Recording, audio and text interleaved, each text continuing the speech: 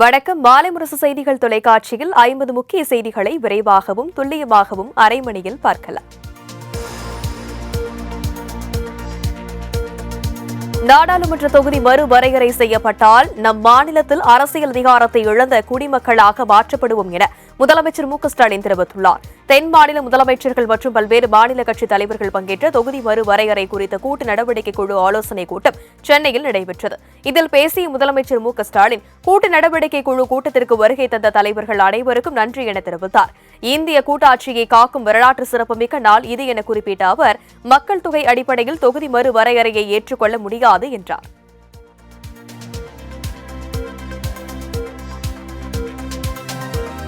அடுத்த 25 ஆண்டுகளுக்கு நாடாளுமன்ற தொகுதி மறுவரையறை மேற்கொள்ளப்படாது என்று நாடாளுமன்றத்தில் பிரதமர் மோடி தெரிவிக்க வேண்டும் என திமுக எம்பி கனிமொழி தெரிவித்துள்ளார். சென்னையில் கூட்டு நடவடிக்கை குழுக்கான கூட்டம் நடைபெற்றது. இதில் பங்கேற்ற பின் செய்தியாளர்களை சந்தித்து பேசிய எம்பி கனிமொழி, பாஜக அரசு தமிழகத்தின் உரிமைகளை பறிக்கும் நோக்கில் செயல்பட்டு வருவதாக தெரிவித்தார். மேலும் தொகுதி மறுவரையறை குறித்து கேரளா, தெலுங்கு உள்ளிட்ட மாநில முதலமைச்சர்கள் அடுத்த 25 ஆண்டுகளுக்கு தொகுதி மறுவரையறை நடத்தக்கூடாது என தீர்மானம் நிறைவேற்றியதாக தெரிவித்தார். மும்மொழி கொள்கை, தொகுதி மறுவரையறை என திசை திருப்பும் முயற்சி நடக்கிறது என மத்திய அமைச்சர் நிர்மலா சீதாராமன் ஆதங்கம் தெரிவித்துள்ளார். சென்னை நுங்கம்பாக்கத்தில் மத்திய அரசின் 2025-26 நிதிநிலை அறிக்கை குறித்த பொதுமக்களுடனான கலந்துரையாடல் நிகழ்ச்சி நடைபெற்றது. இதில் மத்திய நிதி அமைச்சர் நிர்மலா சீதாராமன் சிறப்பு விருந்தினராக கலந்து கொண்டு பேசினார். அப்போது மத்திய அரசு கடந்த 10 ஆண்டுகளில் தமிழ்நாட்டிற்கு பல்வேறு திட்டங்களை வகுத்துள்ளது.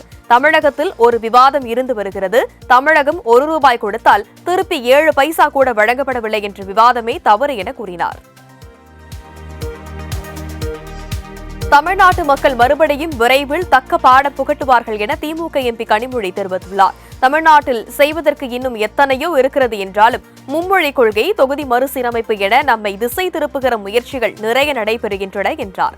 இந்த நிலையில் மத்திய நிதி அமைச்சர் நிர்மலா சீதாராமனின் பேச்சுக்கு திமுக எம்பி கனிமொழி கருணாநிதி பதிலளித்துள்ளார். எக்ஸ் தளத்தில் பதிவிட்டுள்ள பதிவில், தமிழுக்காகவும் எங்களது உரிமைகளுக்காகவும் போராடுவது உங்களுக்கு ஏளனத்திற்கு உரியது தோன்றுகிறதா எனவும், தமிழர்களை எள்ளி நகையாடும் உங்களுக்கு தமிழ்நாட்டு மக்கள் மறுபடியும் விரைவில் தக்க பாடம் புகட்டுவார்கள் என தெரிவித்துள்ளார். தொகுதி மறுசீரமைப்பு கூட்டு நடவடிக்கை குழு கூட்டம் ஒரு நாடகம் என்று பாஜக மாநில தலைவர் அண்ணாமலை கடுமையாக சாடியுள்ளார். தமிழ்நாடு அரசை கண்டித்து தமிழ்நாடு பாஜகவினர் வீடுகளின் முன்பு கருப்பு கொடி ஏந்தி போராட்டத்தில் ஈடுபட்டனர். இந்த போராட்டத்தை பனையூரில் உள்ள தனது இல்லத்தின் முன்பு நின்று மாநில தலைவர் அண்ணாமலை தொடங்கி வைத்தார். இதனைத் தொடர்ந்து செய்தியாளர்களை சந்தித்த அவர், பாஜக கருப்பு கொடி போராட்டம் நடத்தியது ஏன் என விளக்கம் அளித்தார். மேலும் தமிழகத்தின் உரிமைகளை அண்டை மாநிலங்களுக்கு கொடுத்துவிட்டு தற்போது கூட்டு நடவடிக்கை குழு கூட்டம் என திமுக ஒரு நாடகம் ஆடுவதாக சாடினார். தொகுதி மறுவரையறை தொடர்பாக மாநில முதலமைச்சர்களை சந்திக்கும் மு.க.ஸ்டாலின் கச்சத்தீவை மீட்க சந்திக்கவில்லை என நாம் தமிழர் கட்சி ஒருங்கிணைப்பாளர் சீமான் குற்றம் சாட்டியுள்ளார். ராமேஸ்வரத்தில் நடைபெற்ற மீனவர்கள் ஆர்ப்பாட்டத்தில் பங்கேற்று பேசிய அவர், குற்றவாளிகள் அதிகாரத்தில் இருந்தால் குற்றங்கள் சாதாரணமாக நடைபெறும் என்று தெரிவித்தார். மேலும் ஒரு 5 ஆண்டு காலம் தன்னை ஆட்சி செய்ய வேண்டும் என்றும், இலங்கை கடற்படையினர் தமிழக விசைப்படகுகளை தொட்டாலே பதவி விலகிடுவேன் என்றும் தெரிவித்தார். திமுக ஆட்சியில் விளையாட்டுக்கு முக்கியத்துவம் அளிக்கப்படுவதில்லை என்று அதிமுக பொதுச் செயலாளர் எடப்பாடி பழனிசாமி குற்றம் சாட்டியுள்ளார். சேலம் மாவட்டம் ஓமலூர் அருகே வேலகவுண்டனூர் பகுதியில் அதிமுக சார்பில் நடத்தப்பட்ட தென்னிந்திய அளவிலான 3 நாள் கபடி போட்டியை துவக்கி வைத்த பின் பேசிய அவர், அதிமுக ஆட்சியில் விளையாட்டுகளை ஊக்குவிப்பதற்காக நிறைவேற்றப்பட்ட பல்வேறு திட்டங்களை காலப்போக்கில் திமுக அரசு கைவிட்டு விட்டதாக கூறினார். திமுக ஆட்சி பொறுப்பேற்ற பின் 6597 கொலைகள் நடந்துள்ளதாகவும், இதுதான் திராவிட மாடல் ஆட்சியில் சட்டம் ஒழுங்கு பாதுகாக்கப்படும் லட்சணமா என்றும் பாமக தலைவர் அன்புமணி ராமதாஸ் கேள்வி எழுப்பியுள்ளார். இதுகுறித்து அவர் வெளியிட்டுள்ள அறிக்கையில், மாநில குற்ற ஆவண காப்பகம் தெரிவித்த தகவலின் அடிப்படையில் தமிழகத்தில் தினமும் 5 கொலைகள் நடப்பதாக குறிப்பிட்டுள்ளார். மேலும் அதிமுக ஆட்சியுடன் ஒப்பிட்டு முதலமைச்சர் பேசி வரும் நிலையில் அதிமுக ஆட்சியை விட திமுக ஆட்சியில் 2% கூடுதலாக கொலைகள் நடந்திருப்பதாகவும், இனியாவது தமிழக அரசு விழித்து செயல்பட வேண்டும் என்றும் தெரிவித்தார்.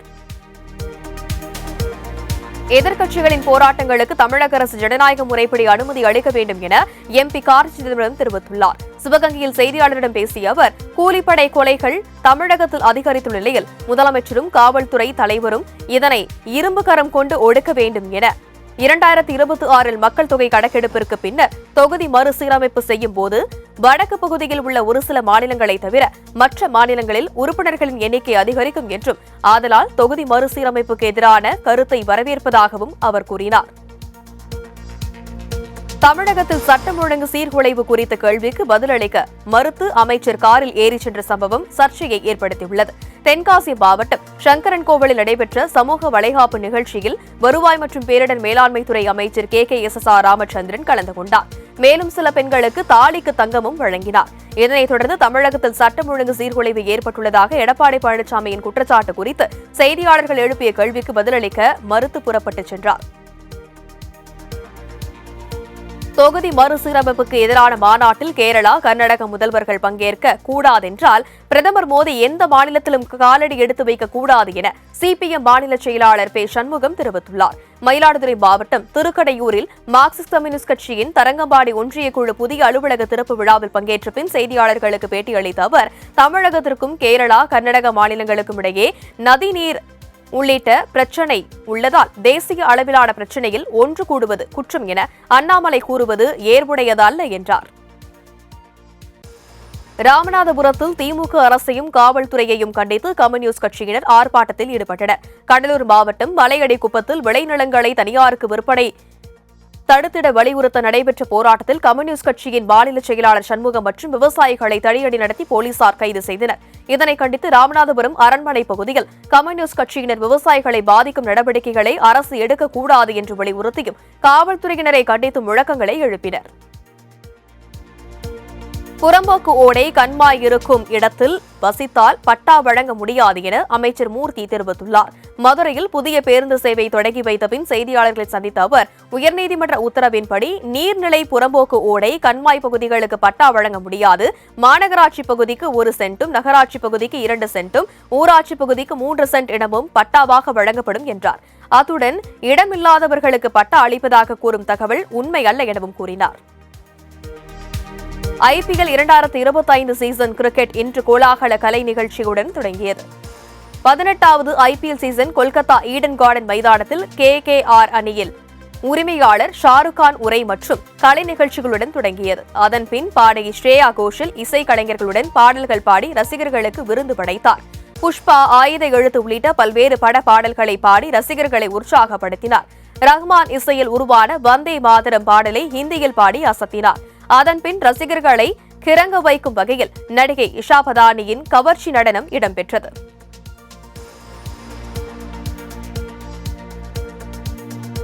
IPL 18வது சீசனின் முதல் லீக் போட்டியில் கொல்கத்தா அணியை வீழ்த்தி ராயல் சேலஞ்சர்ஸ் பெங்களூரு அணி சாதனை வெற்றியை பெற்றுள்ளது.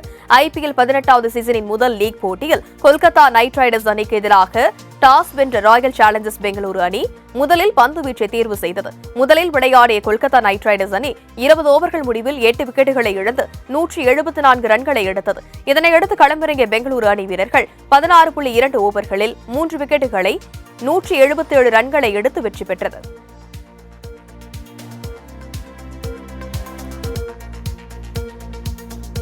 IPL தொடரின் 18வது சீசன் கொல்கத்தாவில் தொடங்கியுள்ள நிலையில் சூப்பர் ஓவர் தொடர்பாக புதிய விதியை IPL நிர்வாகம் அறிமுகப்படுத்தியுள்ளது. அதன்படி சூப்பர் ஓவர்களுக்கு அதிகபட்சம் 1 மணி நேரம் வழங்கப்படும் என்றும் அந்த நேரத்திற்குள் எத்தனை சூப்பர் ஓவர்கள் வேண்டுமானாலும் விளையாடிக் கொள்ளலாம் எனவும் கூறப்பட்டுள்ளது.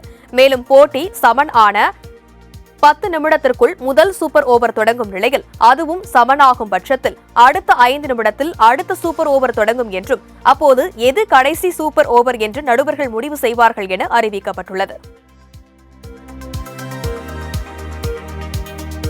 பிரதமர் நரேந்திர மோடி ஏப்ரல் 5ஆம் தேதி இலங்கைக்கு பயணம் மேற்கொள்கிறார். இலங்கையில் சூரிய மின் உற்பத்தி நிலையம் அமைப்பது உள்ளிட்ட முக்கிய ஒப்பந்தங்களை இறுதி செய்வதற்காக பிரதமர் நரேந்திர மோடி ஏப்ரல் 5ஆம் தேதி இலங்கைக்கு வர உள்ளதாக அந்நாட்டு அதிபர் அனுரா திசநாயக்கே தெரிவித்தார். இந்த நிலையில் திருகோணமலையில் சம்பூர் மின் உற்பத்தி நிலையத்தின் கட்டுமான பணிகள் இந்திய பிரதமரின் வருகையின் போது தொடங்கும் எனவும் உறுதிப்படுத்தினார். மேலும் இந்த அறிவிப்பை நாடாளுமன்றத்தில் உரையாற்றும் போது அதிபர் அனுரா திசநாயக்கே தெரிவித்தார்.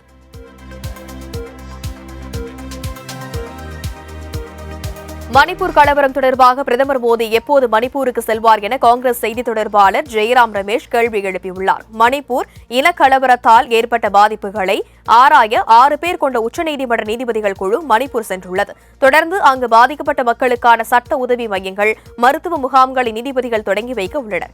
இந்த நிலையில் இதுகுறித்து பேசிய காங்கிரஸ் செய்தி தொடர்பாளர் ஜெயராம் ரமேஷ் நீதிபதிகளின் கள ஆய்வை வரவேற்பதாகவும் பிரதமர் மோடி எப்போது மணிப்பூருக்கு நேரில் செல்வார் எனவும் கேள்வி எழுப்பியுள்ளார்.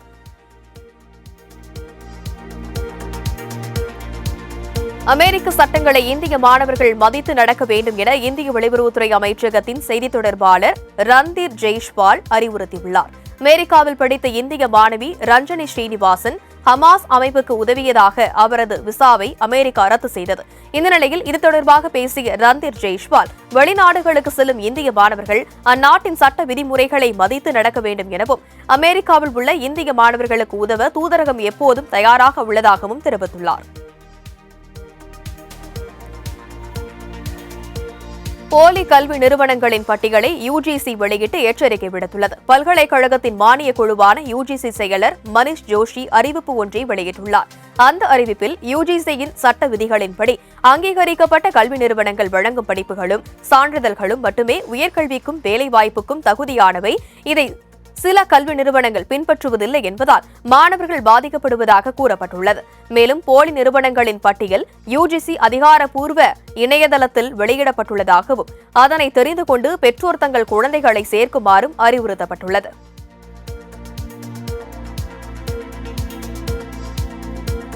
மேற்கு வங்க மாநிலம் கொல்கத்தாவில் மதுபான கடைகளில் பெண்கள் பணிபுரிய அனுமதிக்கும் மசோதாவை எதிர்த்து பாஜகவினர் போராட்டத்தில் ஈடுபட்டனர். கொல்கத்தாவில் மதுபான கடைகளில் பணம் வசூலிக்கும் பணிகளில் பெண்கள் பணிபுரியலாம் என்ற மசோதாவை திரிணாமுல் காங்கிரஸ் அறிமுகப்படுத்தியுள்ளது. இந்த நிலையில் இதற்கு எதிர்ப்பு தெரிவித்த பாஜகவைச் சேர்ந்த மகளிர் அணியினர் கன்னட கோஷங்களை எழுப்பி போராட்டத்தில் ஈடுபட்டனர். கர்நாடகாவில் மொழி பிரச்சினை உருவெடுத்துள்ள நிலையில் ஆர்ப்பாட்டத்தில் ஈடுபட்ட 20க்கும் மேற்பட்டோரை போலீசார் கைது செய்தனர். கர்நாடக மாநிலம் பெலகாவியில் கடந்த மாதம் கன்னட மொழி பேசவில்லை என கூறி அம்மாநில அரசு பேருந்து நடத்துனரை மிரட்டிய மராட்டிய அமைப்பினர் தாக்கியுள்ளனர். இதனால் கர்நாடக, மகாராஷ்டிரா மாநிலங்களுக்கிடையே மொழி பிரச்சினை பெரிதாக உருவெடுத்துள்ளதால் முழு அடைப்பிற்கு கன்னட அமைப்பினர் அழைப்பு விடுத்திருந்தனர். இந்த நிலையில் தமிழ்நாடு கர்நாடக மாநில எல்லையான அத்திப்பள்ளியில் கன்னட அமைப்பினர் தமிழகத்திற்கு எதிராக முழக்கங்களை எழுப்பி எல்லையை நோக்கி வர முயன்றனர்.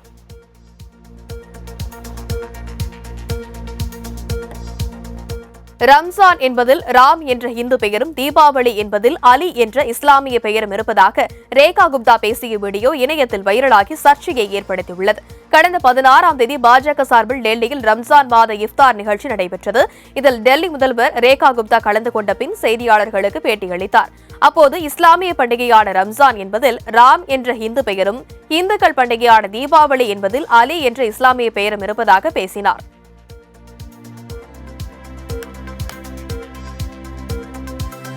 ஒடிசாவில் தினமும் 3 குழந்தை திருமணங்கள் நடைபெறுவதாக அம்மாநில அரசு தெரிவித்துள்ளது. கடந்த 2019 முதல் 2025 வரையிலான காலகட்டத்தில் 8159 குழந்தை திருமணங்கள் நடைபெற்றுள்ளதாக ஒடிசா மாநில அரசின் தரவறிக்கையில் தெரியவந்துள்ளது. அதிகபட்சமாக நபரங்பூரில் 1347 குழந்தை திருமணங்கள் நடைபெற்றுள்ளன. பழங்குடி பழக்க வழக்கம், வரதட்சணை உள்ளிட்ட காரணங்களால் குழந்தை திருமணம் நடப்பதாக அம்மாநில அதிகாரிகள் தெரிவித்துள்ளனர்.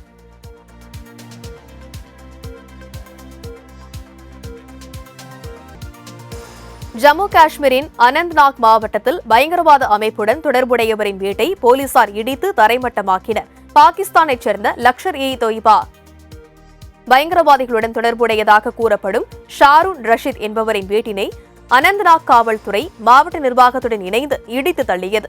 பயங்கரவாத வலையமைப்புகளை அகற்றுவதற்கும் அவற்றின் ஆதரவு கட்டமைப்புகளை ஒழிப்பதற்கும் நடந்து வரும் பிரச்சாரத்தின் ஒரு பகுதியாக இந்த நடவடிக்கை எடுக்கப்பட்டுள்ளதாக காவல்துறையினர் தெரிவித்தனர்.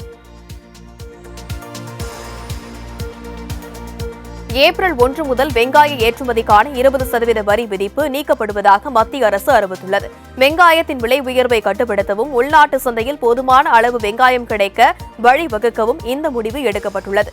இதுகுறித்து நுகர்வோர் விவகார அமைச்சகம் வெளியிட்டுள்ள அறிக்கையில், விவசாயிகளுக்கு லாபகரமான விலையை உறுதி செய்வதிலும் நுகர்வோருக்கு வெங்காயத்தை மலிவு விலையில் வழங்க வேண்டும் என்ற அரசாங்கத்தின் உறுதிப்பாட்டிற்கு இந்த முடிவு மற்றொரு சான்றாக உள்ளதாக என அதில் தெரிவிக்கப்பட்டுள்ளது.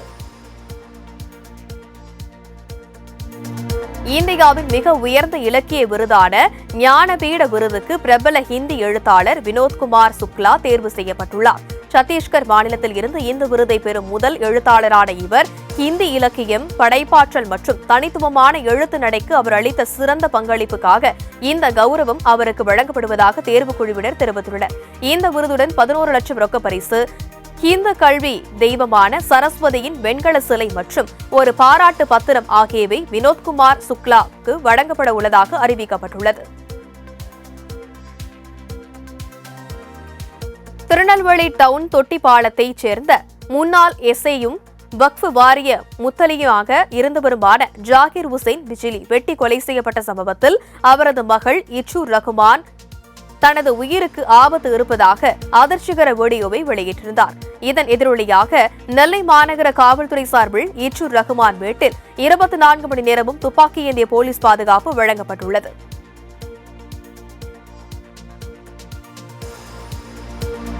ஈரோட்டில் ரவுடி ஜான் கொலை செய்யப்பட்ட சம்பவம் தொடர்பாக அவரது மனைவியிடம் போலீசார் விசாரணை மேற்கொண்டனர். சேலம் கிச்சிப்பாளையத்தைச் சேர்ந்த ரவுடி ஜான் கடந்த 19ஆம் தேதி தனது மனைவியுடன் திருப்பூருக்கு சென்றார். அப்போது அவரது காரை வழிமறித்த மர்ம கும்பல் ஜானை வெட்டி கொலை செய்தனர். மேலும் அவரது மனைவியை தாக்கி சென்ற நிலையில் போலீசார் சம்பவம் குறித்து விசாரணை மேற்கொண்டு வந்தனர். இதுவரை 11 பேர் கைது செய்யப்பட்டுள்ளனர். இந்த நிலையில் தனது கணவரை ரவுடி என அழைக்க வேண்டாம் என ஜானின் மனைவி கூறியுள்ளார்.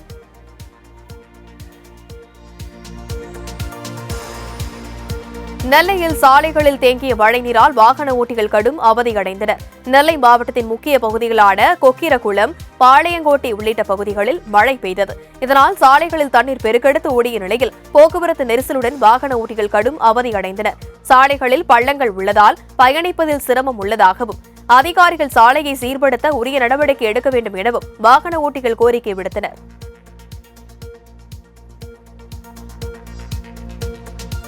உதகையில் சுமார் 2 மணி நேரத்திற்கு மேலாக கொட்டி தீர்த்த கனமழையால் சாலைகளை மழைநீர் சூழ்ந்தது.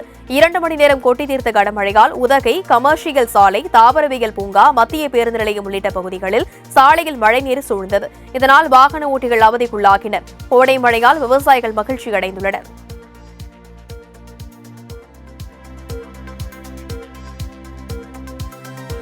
வேடச்சந்தூர் அருகே இருசக்கர வாகனம் மீது மோதிய கார் மண்மேட்டில் ஏறி பறந்து சென்று கீழே விழுந்த பரபரப்பு சிசிடிவி காட்சிகள் வெளியாகி காண்போரை அதிர்ச்சிக்குள்ளாக்கியுள்ளது. திண்டுக்கல் மாவட்டம் வடமதுரை அருகே உள்ள கெச்சாண்டிப்பட்டியைச் சேர்ந்த பிரேம்குமார் தன் உறவினருடன் இருசக்கர வாகனத்தில் சென்று கொண்டிருந்த போது வடமதுரையில் வேடச்சந்தூர் பிரிவு அருகே இருசக்கர வாகனத்தின் மீது கார் மோதி விபத்து ஏற்பட்டது. அப்போது கட்டுப்பாட்டை இழந்த கார் சாலையோரம் இருந்த மண்மேட்டின் மீது ஏறி அங்கிருந்த கழிவுநீர் வாய்க்காலை தாண்டி பறந்து சென்று விழுந்த காட்சி தற்போது வைரலாகி வருகிறது. இந்த விபத்தில் 3 பேர் காயமடைந்து மருத்துவமனையில் அனுமதிக்கப்பட்டுள்ளனர்.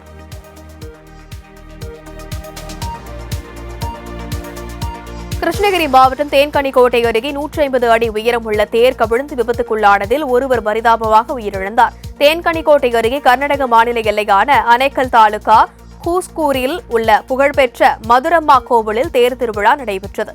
அப்போது தொட்ட நாகமங்கலா மற்றும் ராயச்சந்திரா ஆகிய பகுதிகளில் உள்ள 2 தேர்கள் டிராக்டர்களில் வைத்து இழுத்துச் செல்லப்பட்டன. சுமார் 150 அடி உயரமுள்ள ஒரு தேரானது ஆயிரக்கணக்கான பக்தர்கள் புடைசூழ ஊர்வலமாக சென்றபோது பலத்த காற்று வீசியதில் டிராக்டரில் இருந்து கவிழ்ந்து விழுந்து விபத்துக்குள்ளானது. இதில் ஒருவர் பரிதாபமாக உயிரிழந்தார். ஹோலி பண்டிகைக்கு பின் ஊர் திரும்பும் வட மாநிலத்தவர்கள் கடும் சோதனைக்கு பின் திருப்பூருக்குள் அனுமதிக்கப்பட்டு வருகின்றனர். திருப்பூர் வணிக நிறுவனங்களில் பணியாற்றி வந்த புலம்பெயர் தொழிலாளர்கள் ஹோலி பண்டிகை கொண்டாட தங்களது சொந்த ஊருக்கு சென்றிருந்தனர். பண்டிகை முடிந்து அவர்கள் தன்பாத் அரபி ரயிலில் மூலம் திருப்பூருக்கு திரும்பியுள்ளதால் ரயில் நிலையத்தில் கூட்ட நெரிசல் ஏற்பட்டது. இந்த நிலையில் மாநகர போலீசார் புலம்பெயர் தொழிலாளர்களின் ஆவணங்களை ஆய்வு செய்து உடைமைகளை பரிசோதித்து நகருக்குள் செல்ல அனுமதித்து வருகின்றனர். அமெரிக்காவில் சட்ட அங்கீகாரத்துடன் தங்கியுள்ள 5 லட்சம் வெளிநாட்டவர்கள் ஒரே மாதத்தில் நாடு கடத்த அதிபர் டிரம்ப் முடிவு செய்துள்ளதாக அந்நாட்டு உள்நாட்டு பாதுகாப்புத்துறை தெரிவித்துள்ளது. பொருளாதார ரீதியாக மற்றும் பிற அரசியல் காரணங்களுக்காக பிரச்சினைகளை எதிர்கொண்டுள்ள கியூபா, நிகாரகுவா, ஹைதி, வெனிசுலா ஆகிய நாடுகளைச் சேர்ந்த ஏராளமானோர் அமெரிக்காவில் சட்ட அங்கீகாரத்துடன் வசித்து வருகின்றனர். இதனிடையே கடந்த 2023ஆம் ஆண்டு ஜனவரி மாதம் முதல் 2 ஆண்டுகளுக்கு சட்ட அங்கீகாரத்துடன் அமெரிக்காவில் வசிக்க முந்தைய ஜோ பைடன் அரசாங்கம் மனிதாபிமான அடிப்படையில் அனுமதி வழங்கியது. இந்தோனேஷியாவில் வெடித்து சிதறிய எரிமலையால் விமானங்கள் பறக்க தடை விதிக்கப்பட்டுள்ளது. இந்தோனேஷியா தெங்காரா மாகாணத்தின் புரோசல் தீவில் லேவோடோபி லக்கி என்ற எரிமலை அமைந்துள்ளது. இந்த எரிமலை நேற்று தொடர்ந்து 3 முறை வெடித்து சிதறியது. அதில் இருந்து சுமார் 26,000 அடி தூரத்திற்கு தீக்குழம்புகள் வெளியேறியதால் அப்பகுதி முழுவதும் கரும்புகை மண்டலமாக காட்சியளிக்கின்றன. எனவே ஆஸ்திரேலியா, இந்தோனேஷியா இடையே செல்லும் பல விமானங்கள் ரத்து செய்யப்பட்டன. வட ஆப்பிரிக்கா நாடான சூடானில் அதிபர் மாளிகை கிளர்ச்சியாளர்களிடமிருந்து முழுவதுமாக ராணுவ படை மீட்டுள்ளது. கடந்த 2023ஆம் ஆண்டு தொடங்கி 2 ஆண்டுகளாக சூடானில் கிளர்ச்சியாளர்களுக்கும் ராணுவ படையினருக்கும் இடையே உள்நாட்டுப் போர் நடைபெற்று வந்தது. இந்த நிலையில் அதிபர் மாளிகை கிளர்ச்சியாளர்களிடமிருந்து மீட்டுள்ளதாக ராணுவ படை நிர்வாகம் தெரிவித்துள்ளது. மேலும் கடந்த 2 ஆண்டுகளாக நடைபெற்ற போரின் போது ஆண் குழந்தைகள் உட்பட 221 குழந்தைகள் ராணுவ வீரர்களால் பாலியல் வன்கொடுமைக்கு உள்ளாக்கப்பட்டுள்ளதாக ஐநாவுக்கான குழந்தைகள் நிறுவனம் தெரிவித்துள்ளது. ஆப்கானிஸ்தானில் பெண்கள் கல்வி கற்க விதிக்கப்பட்ட தடையை தலிபான் நீக்க வேண்டும் என ஐநா வலியுறுத்தியுள்ளது. ஆப்கானிஸ்தானில் கடந்த 2021ஆம் ஆண்டு தாலிபான்கள் ஆட்சிக்கு வந்ததில் இருந்து அங்கு பெண்களுக்கான பல்வேறு உரிமைகள் மறுக்கப்பட்டு வருகின்றது. பெண்கள் இடைநிலை மற்றும் உயர்கல்விக்கு தடை விதிக்கப்பட்டுள்ளது. இந்த நிலையில் பெண்கள் கல்விக்கான தடையை நீக்க ஐநா அழைப்பு விடுத்துள்ளது. யூனிசெஃப் நிர்வாக இயக்குநர் கேத்ரின் ரெசஸ் வெளியிட்டுள்ள அறிக்கையில், திறமையான புத்திசாலியான இளம் பெண்களுக்கு கல்வி மறுக்கப்பட்டால் அதன் விளைவுகள் பல தலைமுறைகளுக்கு பாதிக்கும் என்று குறிப்பிட்டுள்ளார். நைஜர் நாட்டின் மசூதி மீது நடைபெற்ற பயங்கரவாத தாக்குதலில் 44 பேர் உயிரிழந்தனர். நைஜர் நாட்டின் மேற்கே மாலி மற்றும் புர்கினா ஃபசோ ஆகிய 2 நாடுகளின் எல்லையை ஒட்டி பம்பிடா கிராம பகுதியில் மசூதி ஒன்றில் இஸ்லாமியர்கள் பலர் தொழுகையில் ஈடுபட்டனர். அப்போது ஆயுதமேந்திய பயங்கரவாதிகள் சிலர் மசூதியை சூழ்ந்து கொண்டு தாக்குதல் நடத்தினர். இதில் 44 பேர் உயிரிழந்த நிலையில் 13 பேர் படுகாயமடைந்து மருத்துவமனையில் சிகிச்சை பெற்று வருகின்றனர். இதனையடுத்து 3 நாட்கள் தேசிய துக்க தினம் கடைபிடிக்கப்படும் என அறிவிக்கப்பட்டுள்ளது. அமெரிக்காவில் வாடிக்கையாளர்களுக்கு 431 கோடி ரூபாய் இழப்பீடு வழங்க ஸ்டார்பக்ஸ் நிறுவனத்திற்கு லாஸ் ஏஞ்சல்ஸ் நீதிமன்றம் உத்தரவிட்டுள்ளது. அமெரிக்காவில் கார்களில் இருந்தவாறு ஜன்னல் வழியாக உணவை பெற்றுக்கொள்ளும் டிரைவ் த்ரூ உணவகங்கள் செயல்பட்டு வருகிறது. கடந்த 2020ஆம் ஆண்டு டெலிவரி டிரைவராக பணியாற்றிய மைக்கேல் கார்சியா என்பவர் அங்குள்ள ஸ்டார்பக்ஸ் உணவகத்தில் காரில் இருந்தவாறு டீ பார்சல்களை வாங்கியுள்ளார். அந்த கப் சரியாக மூடப்படாததால் அவரது மடியில் டீ கொட்டியதால் பலத்த காயமடைந்தார். இது தொடர்பாக மைக்கேல் வழக்கு தொடர்ந்த நிலையில் இழப்பீடு வழங்க உத்தரவிடப்பட்டுள்ளது. இலங்கையில் உள்ளூராட்சி அமைப்புகளுக்கு மே 6ஆம் தேதி தேர்தல் நடைபெறும் என இலங்கை தேர்தல் ஆணைக்குழு தெரிவித்துள்ளது. இலங்கையில் உள்ள 336 உள்ளூராட்சி தேர்தலுக்கான வேட்புமனு தாக்கல் கடந்த 17ஆம் தேதி தொடங்கி 20ஆம் தேதி நிறைவடைந்தது. இந்த நிலையில் மே 6ஆம் தேதி தேர்தல் நடைபெறும் என தேர்தல் ஆணைக்குழு அறிவிப்பை வெளியிட்டுள்ளது.